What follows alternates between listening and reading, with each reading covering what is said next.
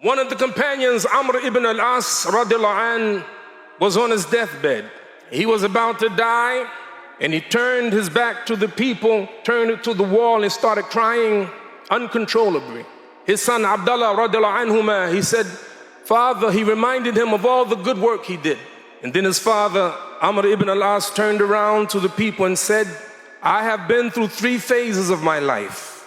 Phase number 1, I hated Muhammad sallallahu alayhi wasallam. There was no one on earth that I hated more. If I could have, I would have killed him.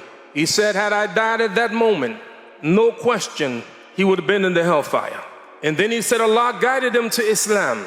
And he went to the Prophet ﷺ and he said, hold out your hand. And the Prophet ﷺ held out his hand. And when the Prophet held out his hand, he pulled it back. And the Prophet said, what's the matter? He said, I want to accept Islam with conditions. The Prophet said, what condition? He said that I be forgiven. The Prophet said, don't you know that when you become a Muslim, all your sins are forgiven? When you make pilgrimage, all your sins are forgiven.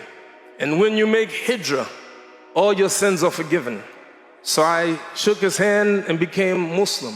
He said, had I died at that moment, I'm relatively sure Allah would have blessed me to go to Jannah.